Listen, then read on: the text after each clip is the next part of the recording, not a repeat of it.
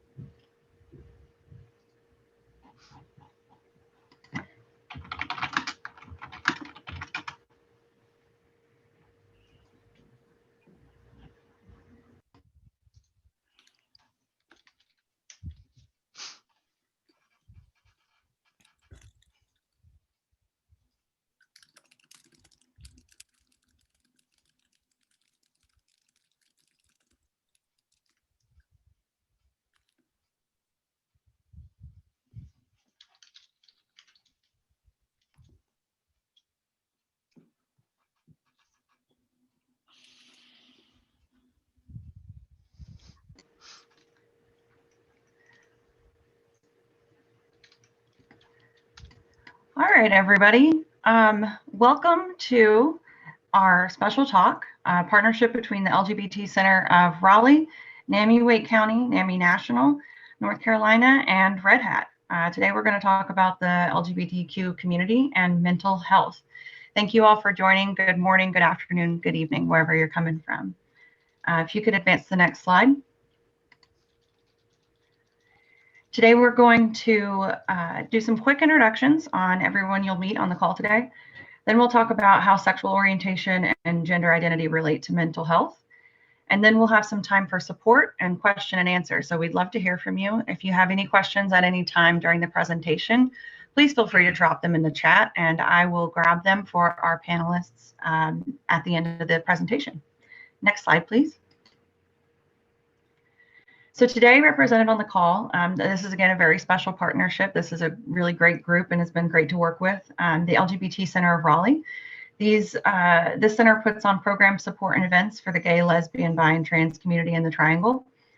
We have NAMI Wake County, the local affiliate of the National Alliance on Mental Illness, and they do a great job of bringing free support groups, classes, and informational events to thousands in our community each year. We've also got NAMI North Carolina, which is the state office. They work with the local groups to bring education, advocacy, and support to communities across North Carolina. And then we've also got the Red Hat Pride and neurodiversity communities. These are volunteer-led groups within Red Hat that focus on diversity and inclusion. And we work on building stronger internal and external networks, offering social, educational, and outreach activities to develop opportunities for future leaders. Next slide, please. So today I'm going to hand over to Annie Schmidt from NAMI Wake County, who will be presenting the content for today, and then we'll move into the panel. Annie, I'll let you take it away.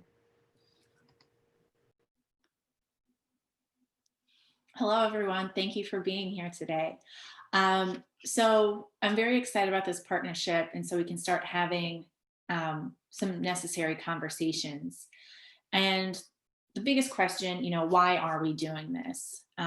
Coming to how does sexual orientation and gender identity relate to mental health? The short answer is that the LGBTQ plus community is more likely to experience mental health challenges due to stigma and discrimination.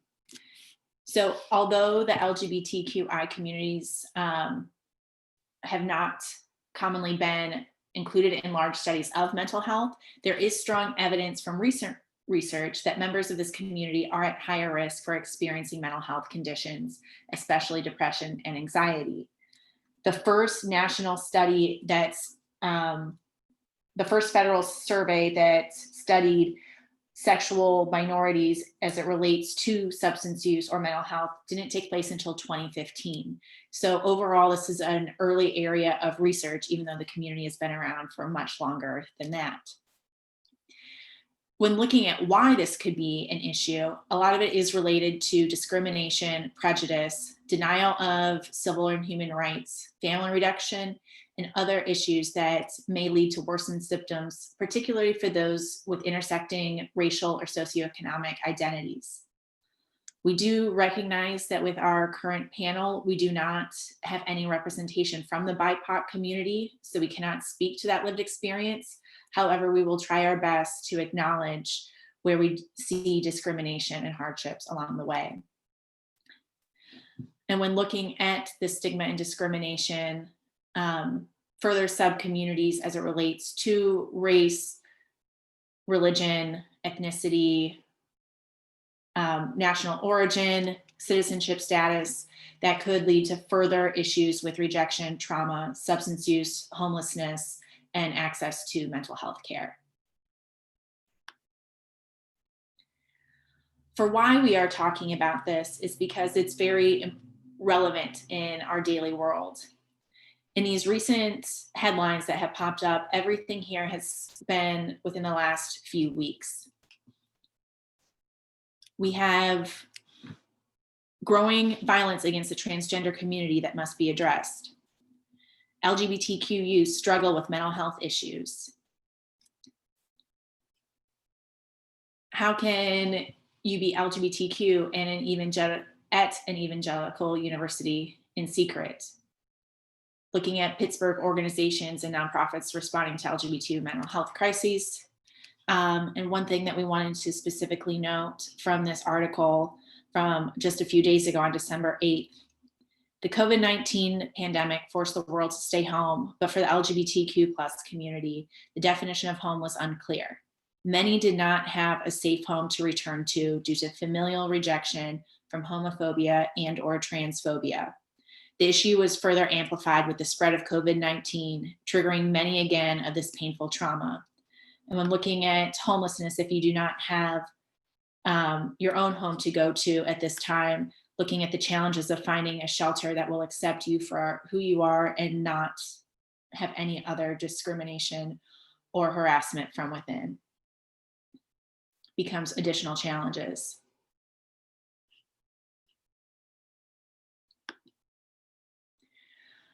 When looking at high school youth, this is from the Youth Risk Behavior Survey that came out that was taken in 2017. You are able to see how LGB youth, 63% of them felt sad or hopeless over a 2-week period compared to straight youth or the overall percentage. And the same thing when you're looking at numbers for attempted suicide. The LGB youth were almost 5 times more likely to have attempted suicide once in the previous 12 months to the survey compared to straight youth, and also higher from the overall population. These numbers are similar to what you see for LGB adults. LGB adults are more than twice as likely as heterosexual adults to experience a mental health condition. When we talk about LGB compared to straight, this is because many of the surveys were only looking at these identities and were not inclusive of the spectrum of sexual diversity and gender identity.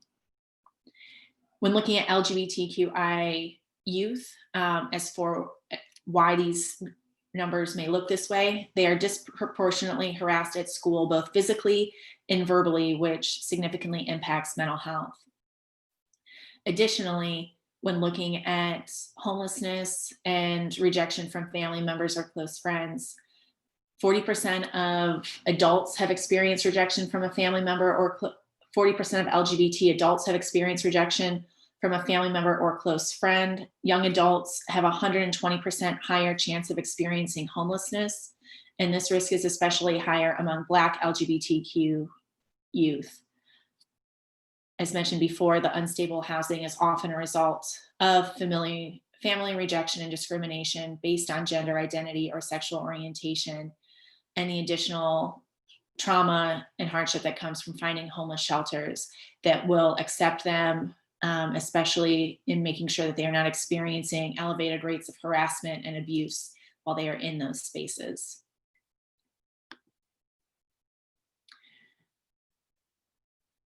When looking at LGBTQ teens, they are 6 times more likely to experience symptoms of depression than their heterosexual counterparts. Additionally, illicit drug use is significantly higher among school-aged youth who are unsure of their identity compared to their heterosexual peers. When looking at the environment and what type of community we have, looking at this study was from the CDC looking at city, urban, and rural statistics, compare about accessing care for percentage of respondents who were diagnosed with depression between the LGBT and straight community. As you see, most people, if people were living in a city, they experienced, if you were straight, it was about the same, depending on if you were in a city, suburb, or rural environment. If you were in the LGBT community, it was a little bit higher. If you were experiencing depression in a rural versus suburban versus city. And I think that when you're looking at these, the most important thing to acknowledge is the importance of accessing care. When you're looking at rural environments, there are hospitals that are closing. There are not as many treatment centers available. So as you are experiencing things, your ability to come forward and share your whole identity, your whole person, and what we can do moving forward. One thing to note with this is that recently the LGBT Center of Raleigh did a survey about a health needs assessment for the community, looking at the triangle as a whole. And when asked about what are the top 3 issues that were affecting the triangle LGBT community, suicide was at 37.58% of the respondents. Loneliness and isolation was the response for half of the respondents, and depression at 57.58. So even though Raleigh may be more of a city, or when looking at the triangle, more in the suburban area, these rates are still significantly higher than what is perceived from the general population. When looking specifically at the transgender community, transgender individuals are nearly 4 times as likely as cisgender individuals to experience a mental health condition and to experience substance use disorder. Additionally, 40% of transgender adults have attempted suicide within their lifetime, compared to less than 5% of the general US population. And these were taken from surveys in 2019 and 2015. When looking at this, it's important to also consider the importance of being able to access adequate mental health care. The approach to sexual orientation and gender identity in mental health care often groups anyone together in the LGBTQI community, even though there are several sub-communities within this group. It creates more problems as each sub-community faces unique challenges, rates of mental illness, and experiences. Additionally, members of the LGBTQI community may face harassment or lack of cultural competency from providers. These experiences can lead those to receive treatment, to fear disclosing their sexual orientation and or gender identity due to potential discrimination or provider bias. So people do not feel comfortable sharing their experience in the right setting, so they are not getting the help that could help that they so desperately need. When moving forward, looking overall, as we talked, a lot of the reason why there are these disparities are that there are social stress, prejudice, and discrimination to those who identify as members of the LGBTQ community. That people are more likely to experience mental health illness, substance use disorder, attempt suicide, or have self-harm thoughts. They might be experiencing symptoms of depression and anxiety, hide their identity to create effective communication with therapists or doctors. And so as we're looking at ways in which we can create more comfortable environments so that people do feel comfortable, as providers or with being an ally in the community, it's important for providers specifically to be asking about patients' pronouns during the first visit, using gender inclusive language, displaying non-discrimination policies for reporting discrimination, and being aware of local resources for relevant mental health resources. as allies and somebody who could be supporting your friend as they're going through this, it is important to also carry these materials or be aware of what resources are available in the area.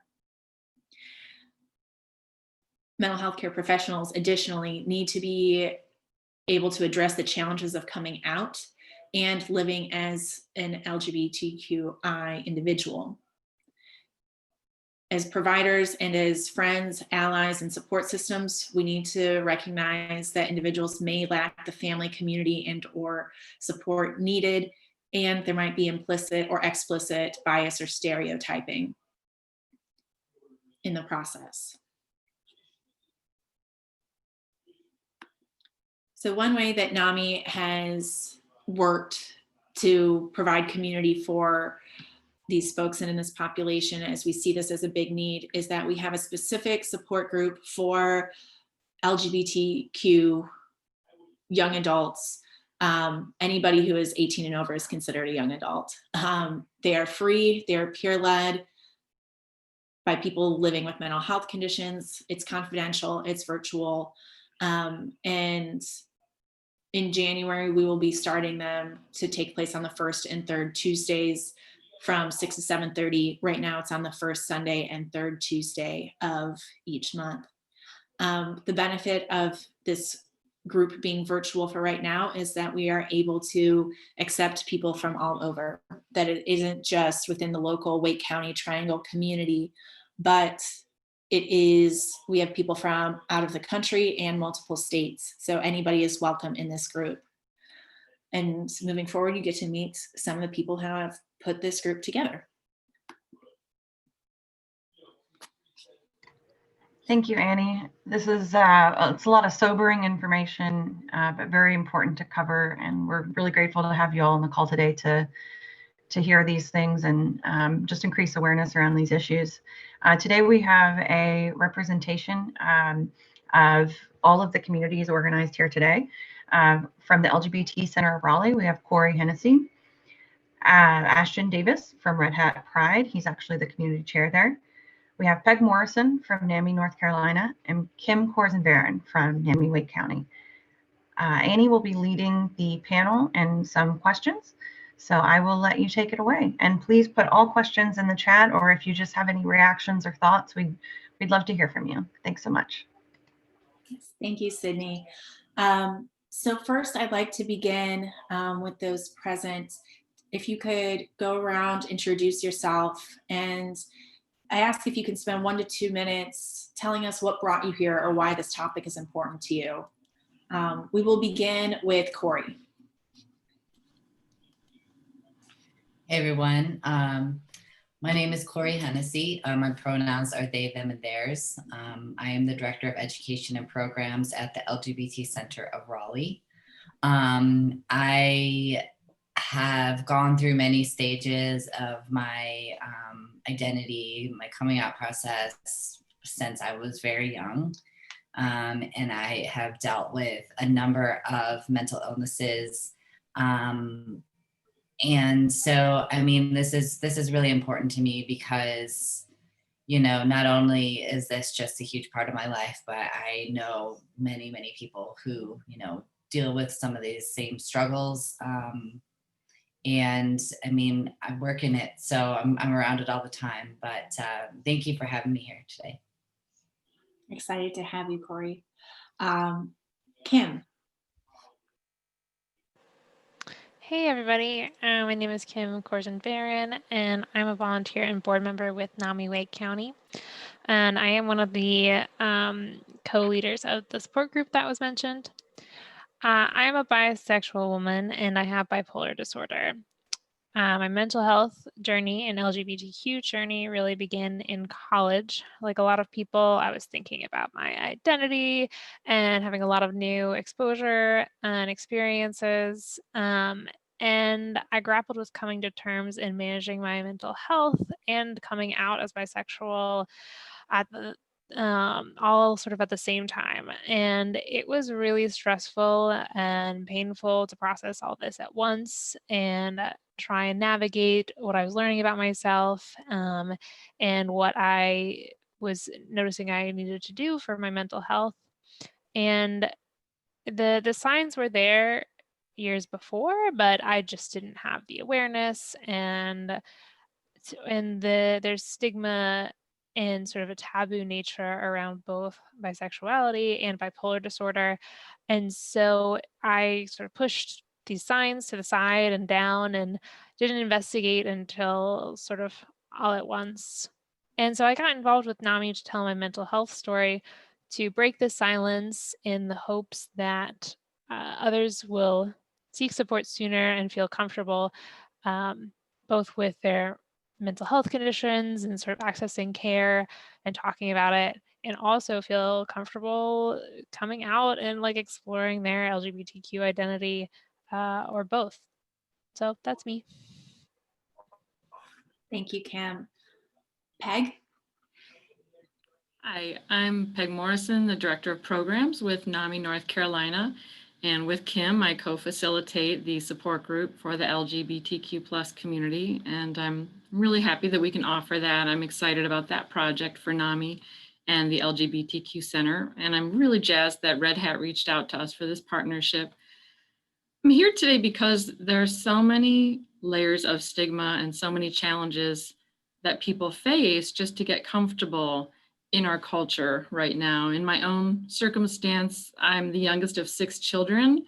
I grew up in an Irish Catholic conservative family in the Cleveland area of Ohio.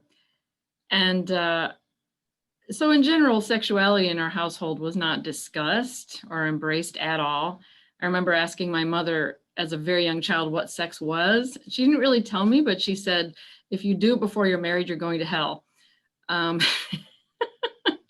So that was one parental unit. And on the other side, I was being sexually abused. So somehow I ended up with mental health challenges. I don't know, with that rock solid foundation, that happened. So I went through a lot of difficulty getting comfortable in my own skin. I've had eras of having no support. For the last 20 years, I've worked in the mental health arena, whether it was a supportive housing agency, a government county office that was responsible for funding mental health services, or the last 7 years have been with NAMI, the National Alliance on Mental Illness. So I'm grateful to be here, and it helps me to create and expand those safe spaces that have been a lifesaver for me. Thank you, Peg. And finally, Ashton. Yeah, hi. So I'm Ash, or Ashton or Ash, both work.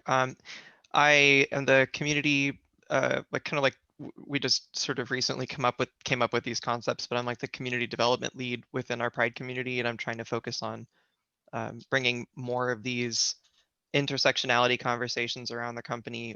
We did a really good intersection on just race and gender identity. And we're getting over to starting to work more on race and mental health, on gender and mental health, sexuality and mental health, et cetera. My personal experience with this, I'm a gay man. I knew probably pretty early, really. I mean, a lot of us did, it wasn't exactly a mystery to us when we were 11, 12, 13 years old, but I grew up in a very conservative family, in a very conservative place, in a very conservative church. And I was on the religious ministry track, and in very, very, very, very, very deep denial of everything. And the problem was I already had existing mental health issues. They're inherited, they run in the family. I evade proper diagnosis and always have, but I definitely deal with major depressive disorder and anxiety, anxiety being usually my biggest hurdle.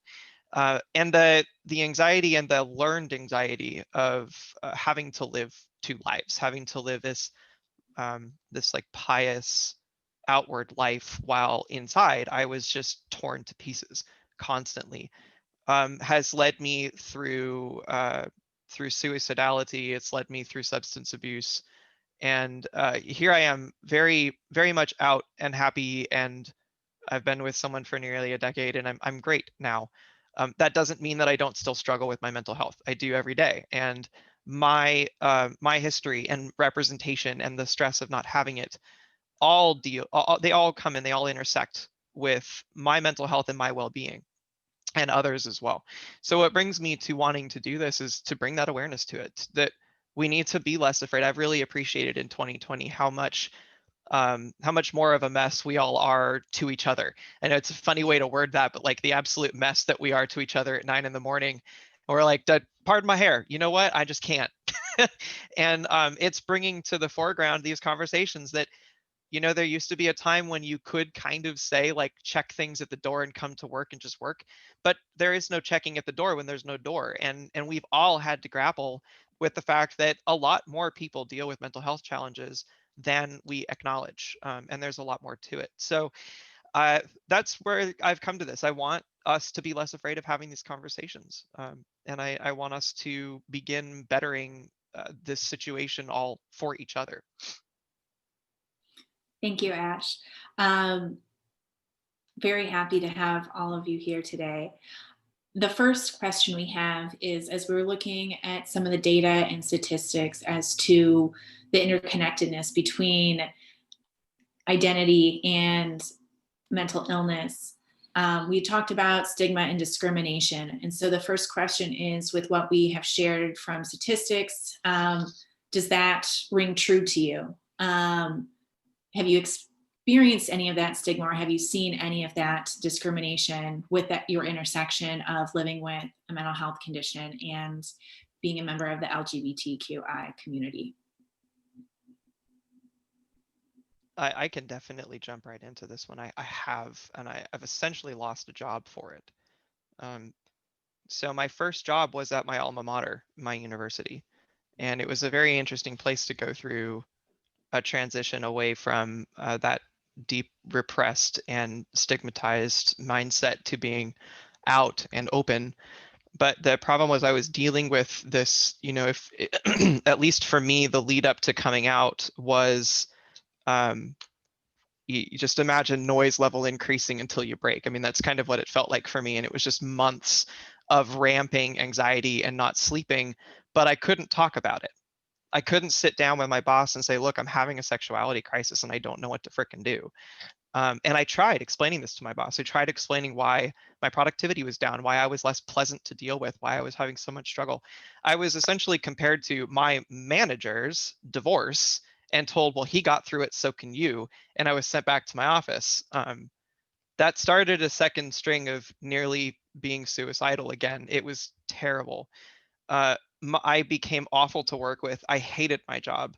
And although eventually things got a lot better and I came out, it was so uncomfortable to be out and open in that role, in that job at that school, that I essentially could not continue my career there. And so that stigma first in the intersection with mental health led to me nearly losing my job over the fact that I just couldn't perform in my job anymore. But then after I got over it, that stigma essentially cost me my job anyway. And it was just the fact that that is still happening. That very same year, another person who was dealing with significant mental health issues, who was our student elected chaplain of the university, came out and was removed from his position by the university for having done so. And that was kind of the environment in which I was dealing with that. Thank you for sharing.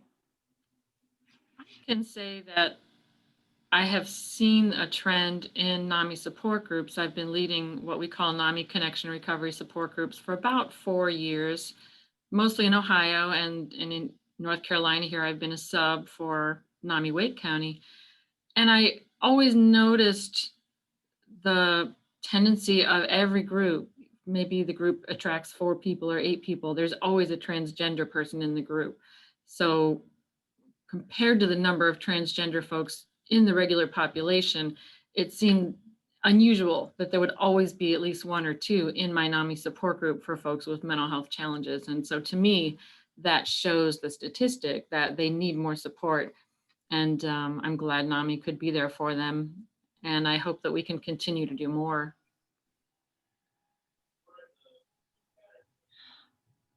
So sorry, go on, Corey. Yeah, I know that I didn't share too much of my story when we were kind of introducing ourselves, and I guess that's my fault. But You had to go first. Yeah, I know. I don't like going first. I don't want to set the example. Yeah, so I am non-binary, transmasculine, and pansexual. And when I talk about some of those identities and like having to figure it out and grow up, I figured out my sexuality at a very, very young age. Granted, I used the term bisexual at the time because that's really what I only knew. I mean, I was really young. I knew that I liked, you know, cis men, cis women, or cis girls, cis boys. But and when I say cisgender, I don't know if someone wants to describe that, but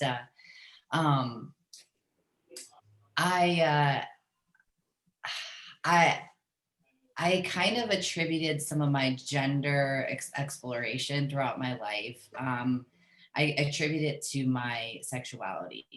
And I was already dealing with a lot of stigma then, because I would think I was probably one of the first people in my grade to actually talk about that, to talk about being a queer person. And, you know, I dealt with bullying and issues with my family, and just, you know, issues with,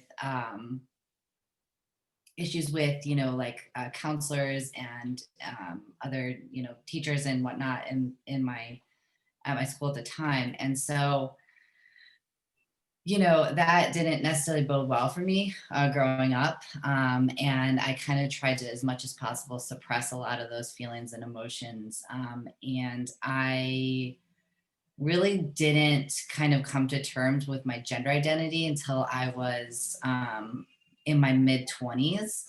And I actually started working at the LGBT Center not too long after I really kind of started the process of, again, coming to terms with it. It was a very slow process, I think. And I think, I mean, I'm at a point now where I understand myself. I'm doing a lot better, but I had gone through, I think, some of the, probably the biggest low of my life. I dealt with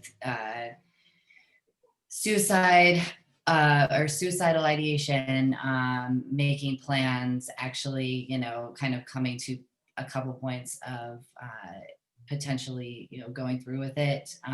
I was going through diagnoses of depression and anxiety. I deal with some OCD problems. I mean, there's a number of things that I have going on. And you know, as I was trying to come to terms with, you know, who I was also trying to just get some sort of help to stay afloat. And at the time I dealt with,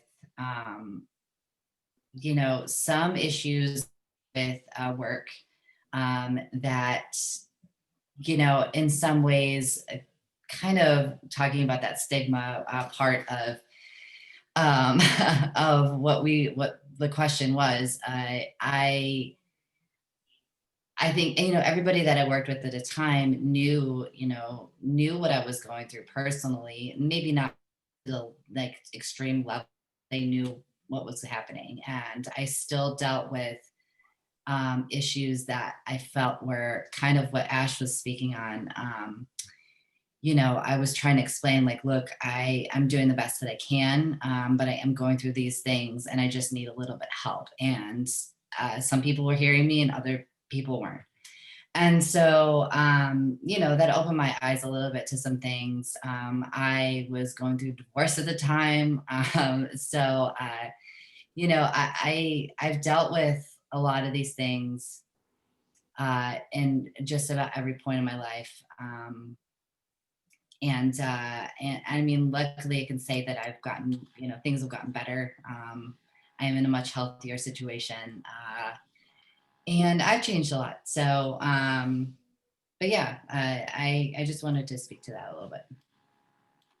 Thank you, Corey. To follow up on that, it sounds that there were a lot of different factors that came into play to help you get to where you were where you are now, where you are feeling much better. What are some of those tools or things that have helped you in getting through the tough spots?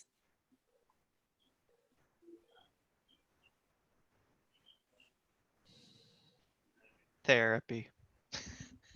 I think the thing that we don't acknowledge about mental health is that, so if you break your leg and you walk into work and you're scooting on one of the little scooter things, nobody, I mean, people might tease you for the scooter, but nobody's going to question that your leg is broken. No one is going to give you crap and kick your leg and say, look, it's not really broken. You're just trying to get attention.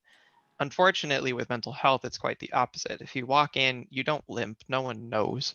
People who know you well might see it in your eyes, but you need to, all of us, everybody, and this is not only people who deal with chronic mental health issues, but to understand that mental health is health, and that we need to treat mental health like health, and that means that we need to check. People with perfect eyesight still need to see an optometrist. People with perfect teeth still need to see a dentist. People who don't believe that they suffer from any kind of mental illness should still be checking up. Check up on yourself.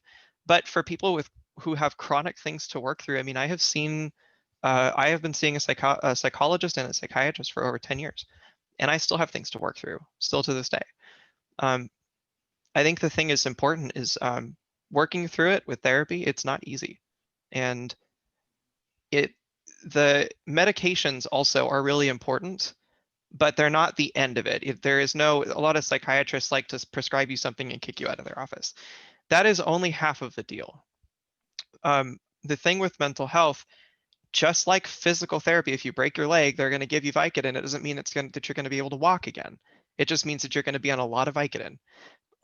So if you're going to be on something, we also have to be taking those therapy steps to rebuilding our own strength, our emotional strength, to rebuilding better paths for self-management. Things like cognitive behavioral therapy are incredibly important for retraining your mind and retraining your reactions to things, for retraining away from trauma and dealing with things like post-traumatic stress that come from these kinds of discrimination events, or abuse, for instance, is another example of when this comes up a lot. But I really think the thing that's really, really, really important is to make sure that we are treating this like a medical thing, and that we are actually going out and finding those therapists and those specialists. Really important also to choose especially your therapist very, very carefully. Don't just go up and show up in someone's office and expect to be comfortable talking to them. It's a relationship that you have to form. It's not easy to find these people, and those resources are not easy to find. Organizations like NAMI make this easier. But again, I think that's the thing that's made the biggest difference in my life. Do I have a support network? Yes. Do I have friends? Yes. Are they invaluable to this? Yes. But the most substantial movements I've made in my life was when I reached out for official help, for real therapy and psychological assistance for myself, and staying diligent with it.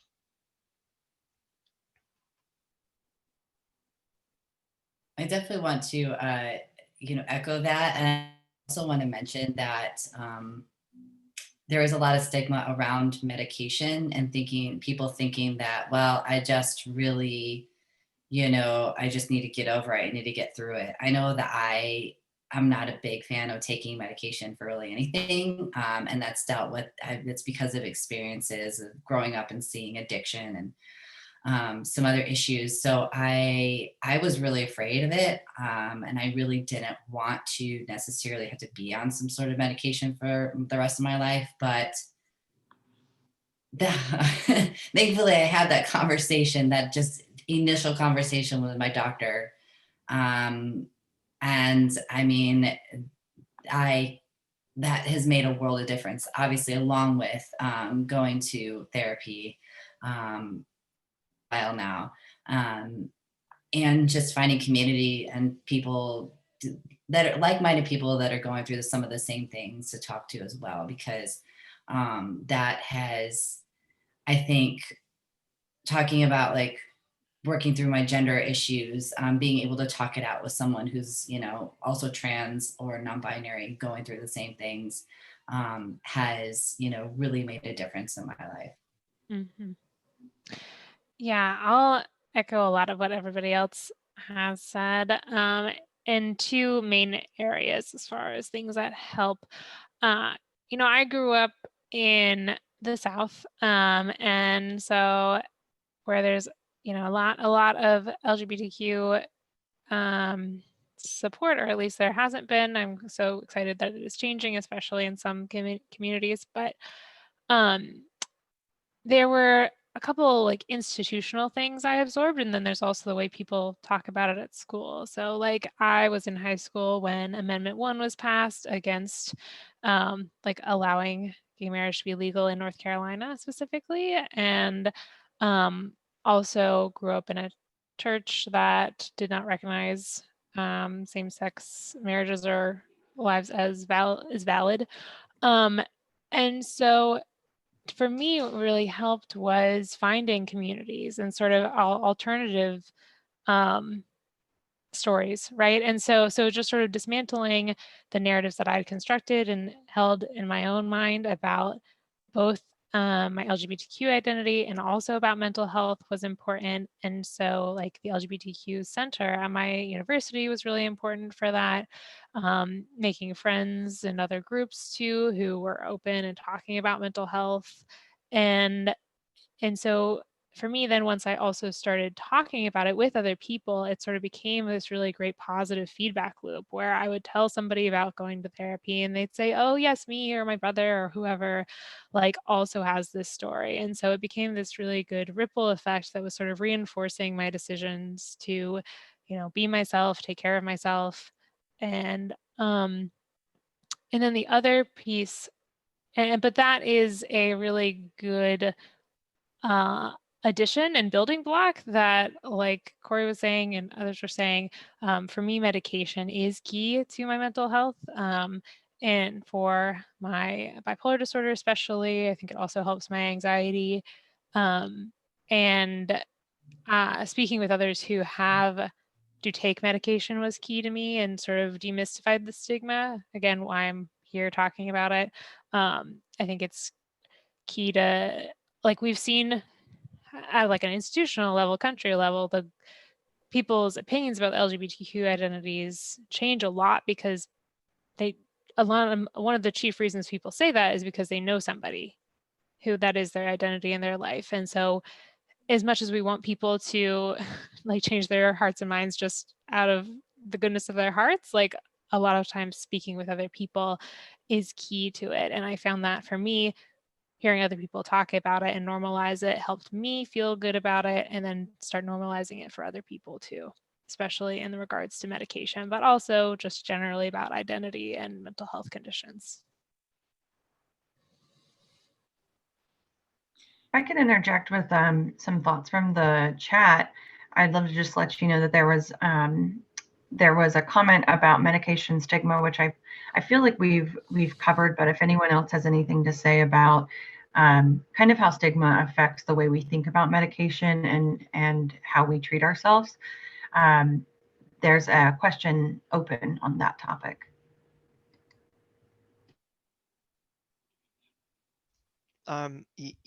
Medication is a tough one. So I definitely grew up in a mixture of a direct family. My mother was very often on antidepressants, and an otherwise extended larger family that was very anti mental health as a concept.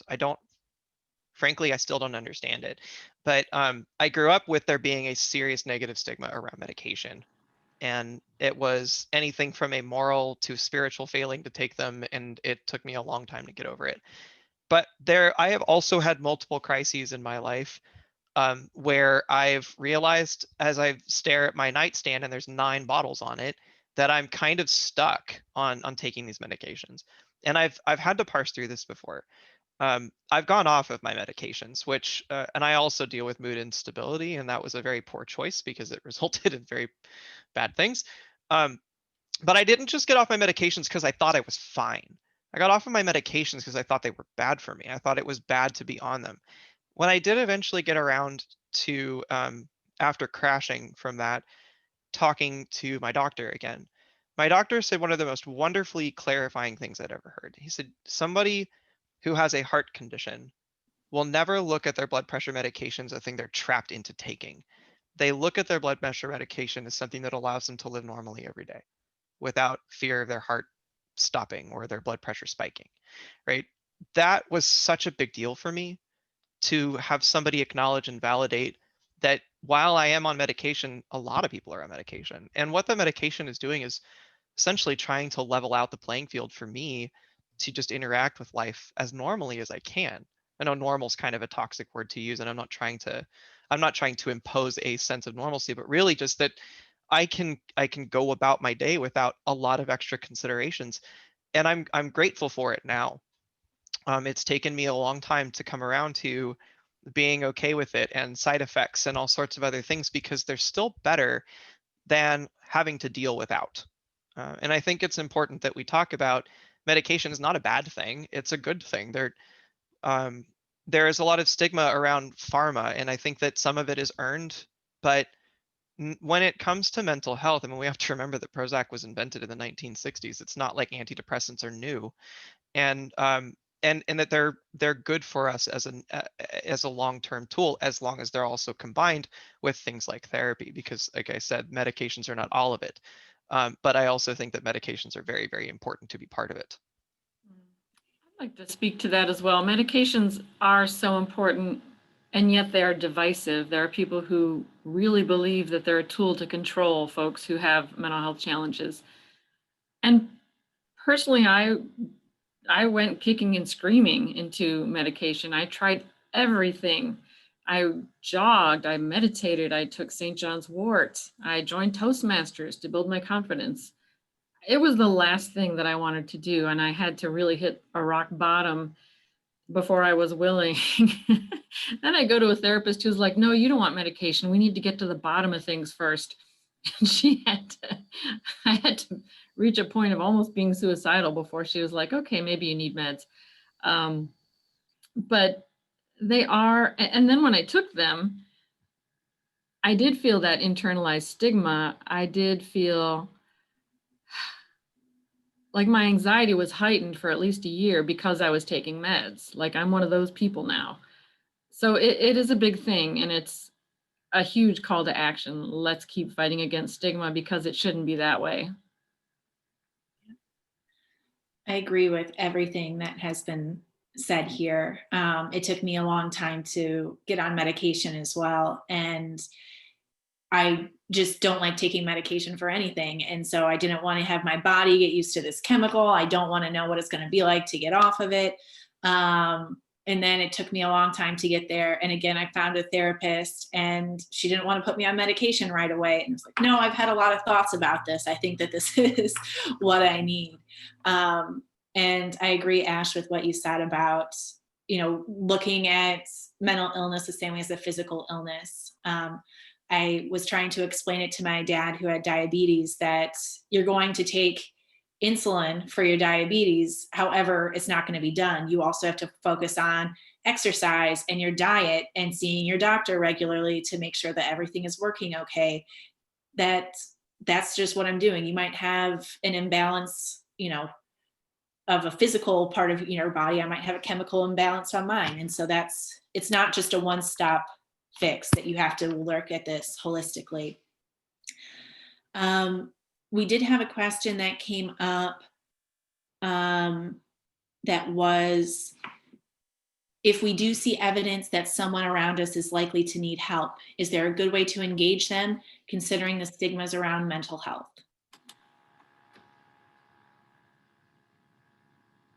Or if you can think to your own experience, what is something that somebody could have, if somebody had come up to you and said a few things, or what could others have done to help you when you were at a point where you really needed that help?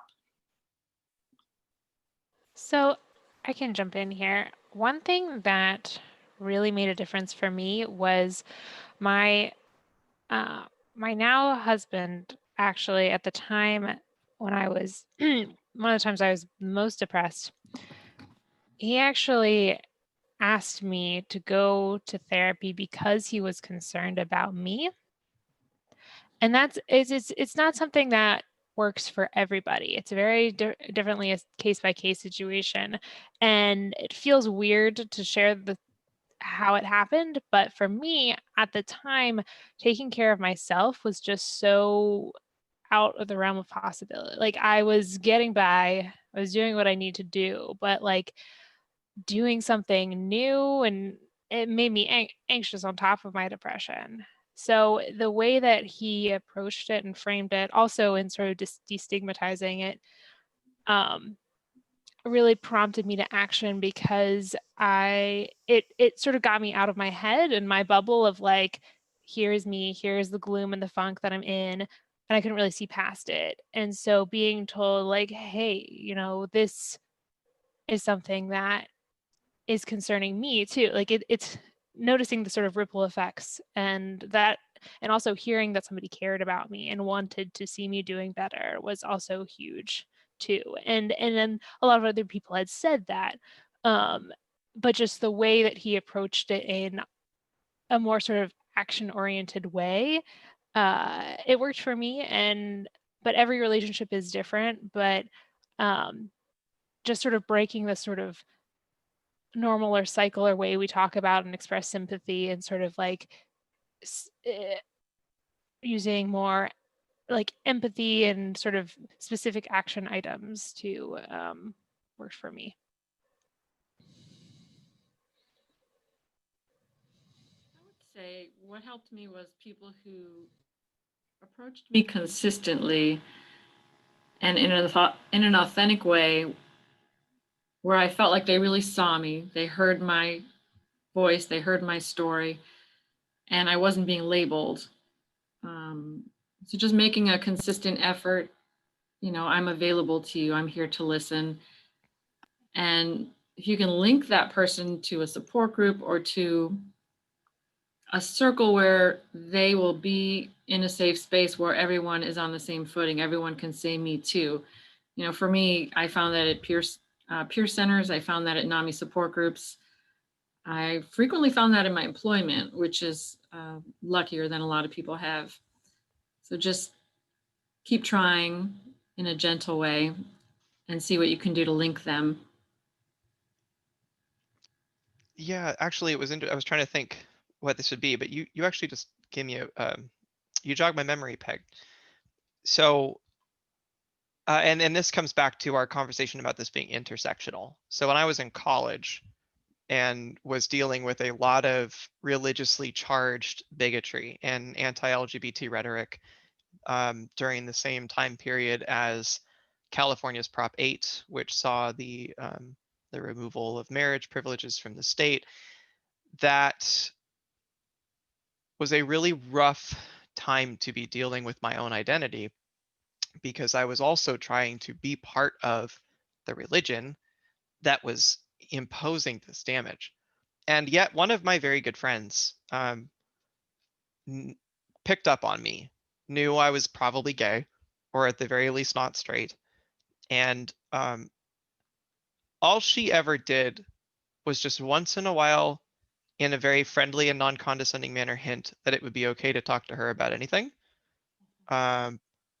Then it would sometimes just joke about it would be okay for you to come out.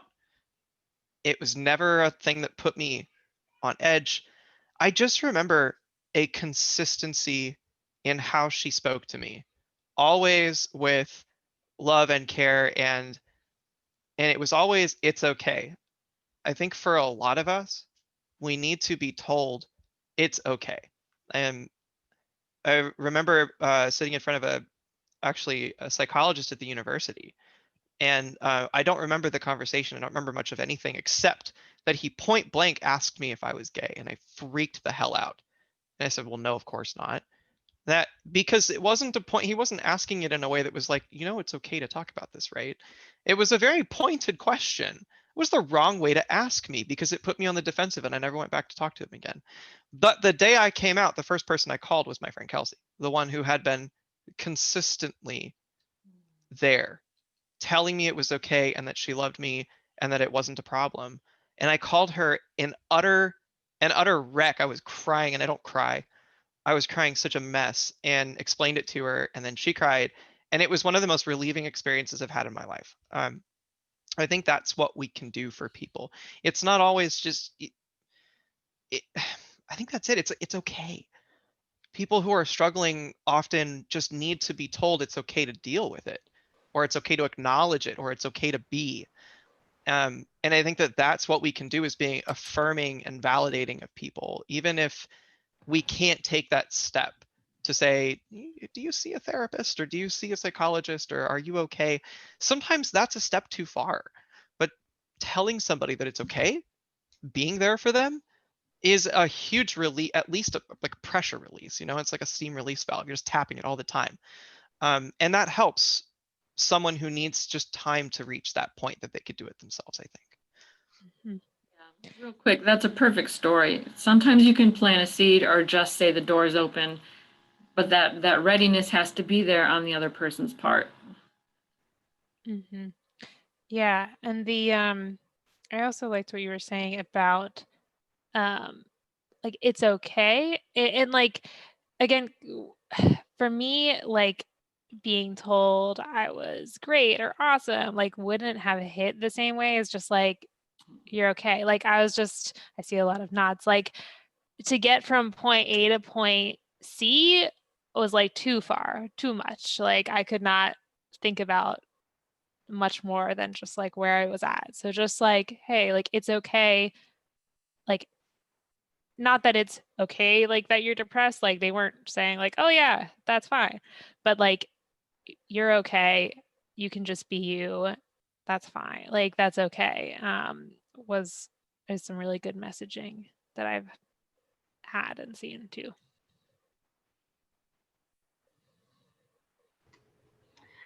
Well, everyone, we've got about 2 minutes left. Are there any final thoughts before we close out today?